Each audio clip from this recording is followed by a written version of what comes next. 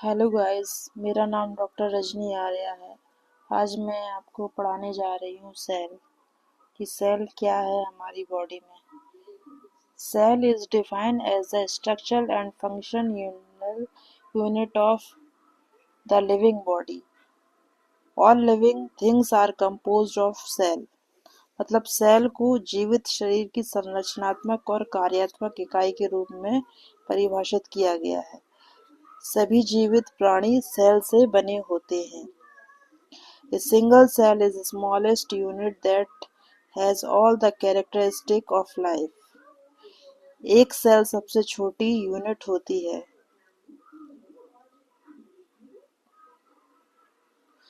जिसमें जीवन के सभी गुण मौजूद होते हैं। The general characteristics of most of the cell under normal condition are: First, cell need nutrition or oxygen. Cell को पोषण और ऑक्सीजन की आवश्यकता होती है। It produces its own energy necessary for its growth, activities and repair. यह अपनी वृद्धि, गतिविधियों और मरम्मत के लिए आवश्यक जो भी एनर्जी रहती है वो खुद उत्पन्न करती है। It eliminates carbon dioxide and other metabolic wastage. यह CO2 और अन्य मेटाबॉलिज्म अपशिष्टों को समाप्त करती है। It maintain the medium that is environment for its survival। मतलब यह अपने अस्तित्व के लिए माध्यम अर्थात पर्यावरण को बनाए रखती है। It shows immediate response to the entrance of invaders like bacteria or toxic substance into the body। यह बॉडी में बैक्टीरिया और टॉक्सिक सब्सटेंस को नहीं आने देती है।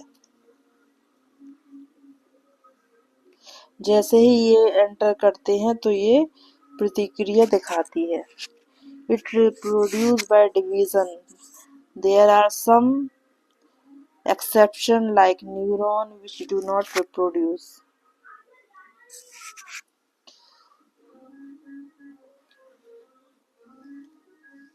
फिर हम पढ़ेंगे टिश्यू।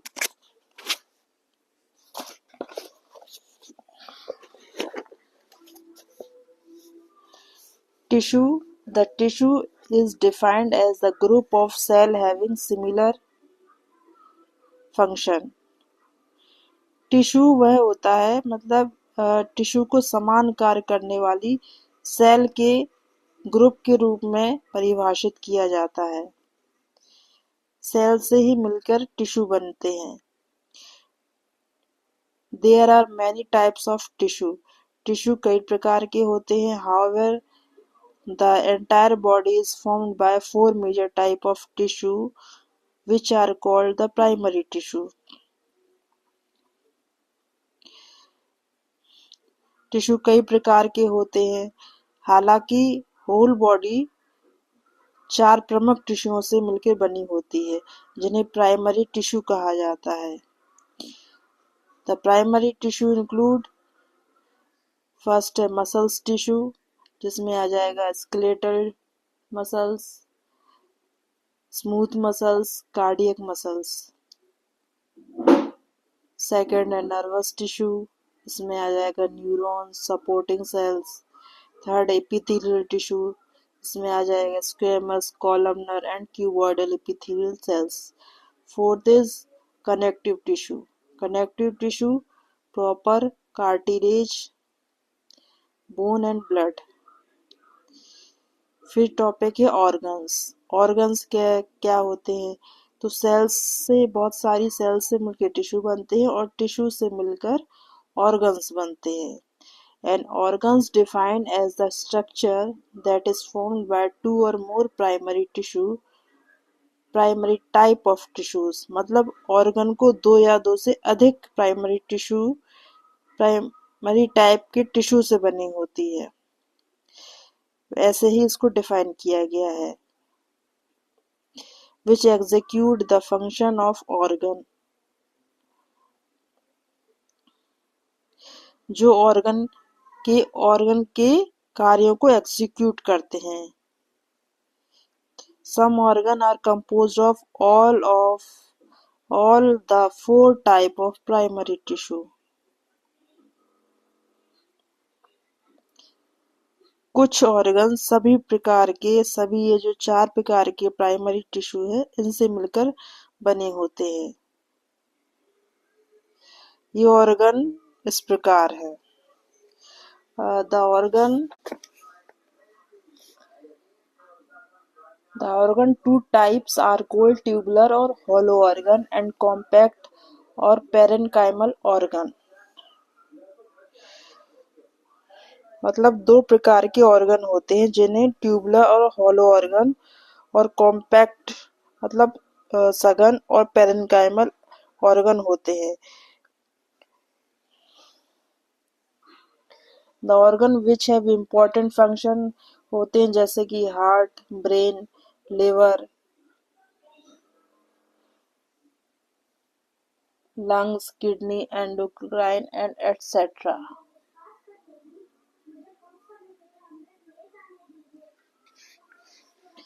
उसके बाद है सिस्टम। सिस्टम क्या होता है? The organ system is defined as the group of organ that perform together to carry out specific function of the body. मतलब ऑर्गन सिस्टम को अंगों के समूह के रूप में डिफाइन किया जाता है जो शरीर के स्पेशल कार्यों को करने के लिए एक समान सब कार्य करते हैं। Each system perform a specific function.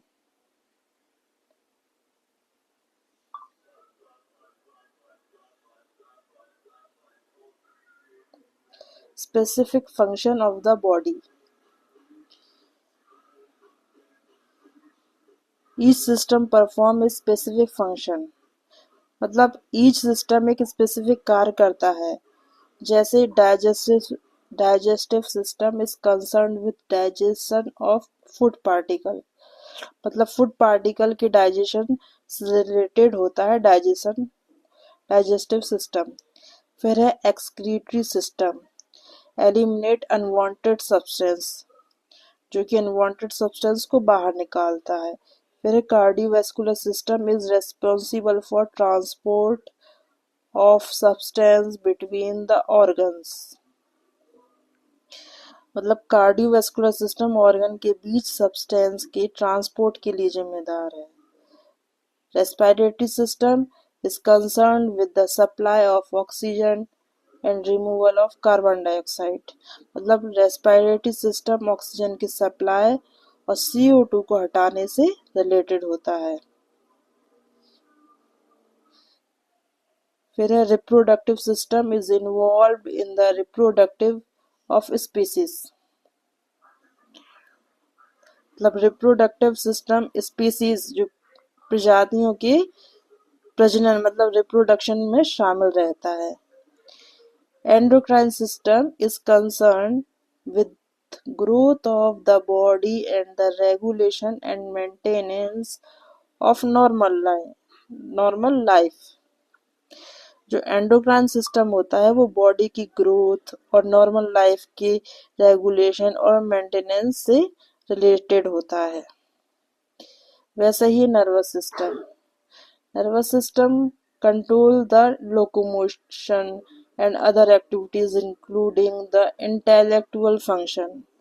मतलब नर्वस सिस्टम गति और अदर एक्टिविटीज के साथ बौद्धिक कार्यों को भी नियंत्रित करता है। ये अभी हमने पढ़ा सेल, सिस्टम, टिश्यू। मतलब सेल से कैसे मिलके बनते हैं टिश्यू, और टिश्यू से मिलके कैसे बनते हैं ऑर्गन, और ऑर्गन से मिलके बनते हैं सिस्टम जो कि हमारी बॉडी में कैसे काम करते हैं। उम्मीद करती हूँ ये आपको पसंद आया होगा। उसके लिए धन्यवाद। Thank you very much.